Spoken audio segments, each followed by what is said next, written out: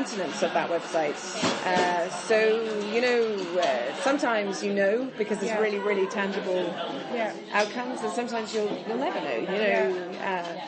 And sometimes when you've done well, when you've spoken well, and you've read, the audience is engaged. And sometimes it's harder to gauge. Okay.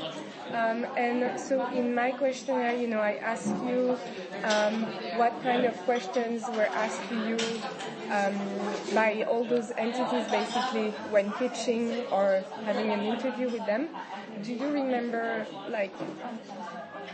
I know probably you got many questions asked, but do you remember any very specific questions that were asked to you? Well, one recent one, we were meeting someone quite senior in Tusa, and what we'd like is to evolve that partnership. So at the moment it's very project specific. We'll fund you to go into these schools. There's a cost per school, there's an admin fee, but it's not significant funding, but it's obviously a great partnership, but we'd like a more strategic kind of partnership with them.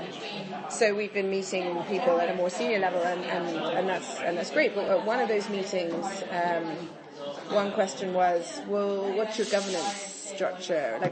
Do we need, do we need to worry about it? Which is fine, and that's a question we can be quite confident in. We have a good board, we've got audited accounts, we produce an annual report, we're compliant with the governance code. It's important to be able to say those things with confidence.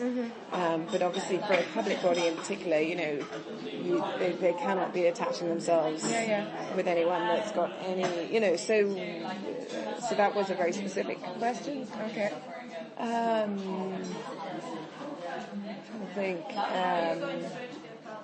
I've a couple of times been asked, how are you going to reach, we talk about we have actually spoken to 12,000 kids, as I said to you, and I remember one guy saying, well, how are you going to speak to 100,000? Show me the model that gets you to 100,000, and in what time frame, which is a very valid question, and it was very, very early on. So, we set up in September. That meeting was probably December 2015. And I remember him sitting in, and he reminded me of that conversation because this is EY, we're still talking to the same guy. And he said, do you remember we had that conversation? And I said, yeah, I do. And I hope our new strategy kind of shows you a bit more clearly how we're planning.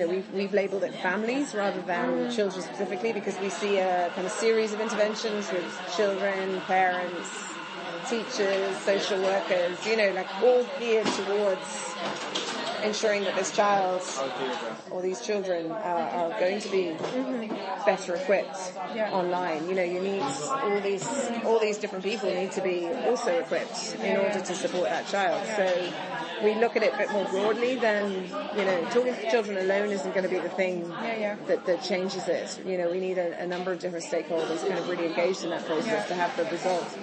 So, but I said to him, I hope our new strategy kind of answers that question a bit more clearly, than back in December 2015.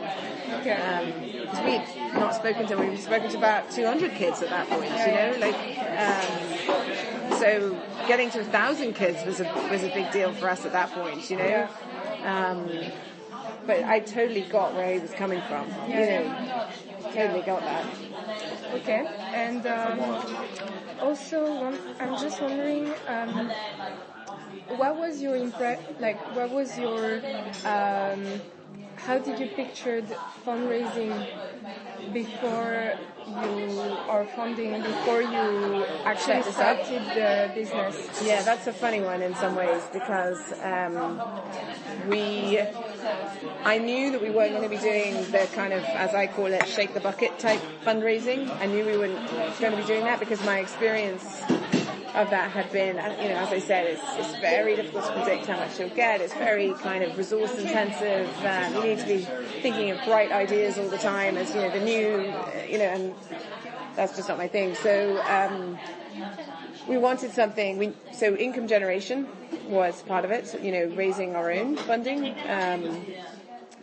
although initially Cleona, my co-founder, didn't want to charge. She wanted it to be freely available, and she felt the cost would be, would stop us being booked. She wanted vulnerable schools who maybe didn't have a lot of extra cash to be able to book us, and because she felt strongly that all children should be getting this kind of education. Yeah. And it's a very, and at the end of the day, we are a charity. We are here to ensure that children ultimately are going to be safe online as best we can, possibly make that happen.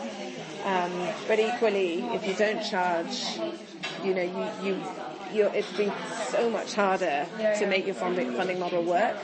And also there's an argument to say that people won't value the service unless you charge. So we had that debate back and forth over the first couple of months, but ultimately, and luckily the kind of more business focused guy on our board said, you've got to charge. And that was that. We needed a third party to kind of come in and say that you have to charge. So that was that. And then we had this slightly naive idea that the Googles and the Facebooks would fund this. Of course, they're the ones causing a lot of the problems here, so surely they will be all over this. But that did not turn out to be the case at all, because in fact they feel that they're doing a lot on the kind of child safety side. But also there's a challenge for them because our focus is on children under 13, so it's kind of 8 to 13, and they're not technically supposed to be on these platforms, so 13 is the kind of age restriction they have in place. The whole digital age consent, I don't know if you've been following that, but anyway, that's a whole other story. But, so technically this is this community of children shouldn't really be on that platform, or those platforms, because they own so many, WhatsApp and Instagram and YouTube are all owned by. So, it was a difficult one. They were not rushing to fund us in any way. They were happy to do these kind of charitable supports that they would offer other charities as well. They consider, we get invited they have a big conference every year. We get invited to that. And not many other Irish organisations do. So, they're aware of us. I don't think we're particularly antagonistic. We're not antagonistic, but they're not rushing to fund us either. Okay.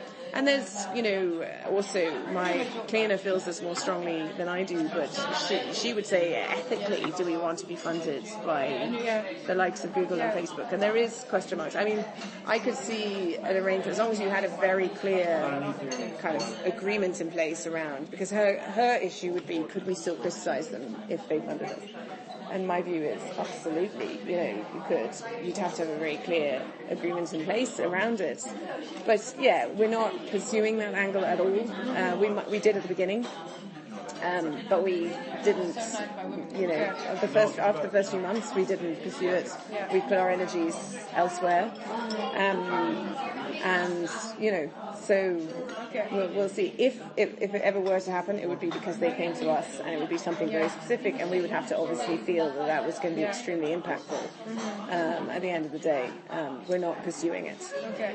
And a more general question, maybe from your own experience, do you feel that there is a great, I would say, availability or range of funding for social enterprises in Ireland? No. It's really hard. It's really hard work. We're underfunded. We can't afford to pay ourselves what we should be paid. We can't pay ourselves for the hours that we work. We pay ourselves for some of the hours that we work. But we just can't. We just can't do it. We'll go bust if we. So we that's where we take the hit. It is really challenging, and also we're really small. At the end of the day, we're a panel of 3 trainers.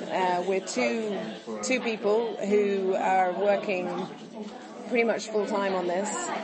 Cleona's in schools 2 days a week, so she's in school today, she's in school tomorrow. It's finding the time to kind of do all of that. Keep this thing on the road, which is getting into schools, making sure the booking, making sure the payments are all, that the finances are correct, that the parents are getting the feed. All of this stuff is happening, the day-to-day stuff, and you're still thinking big.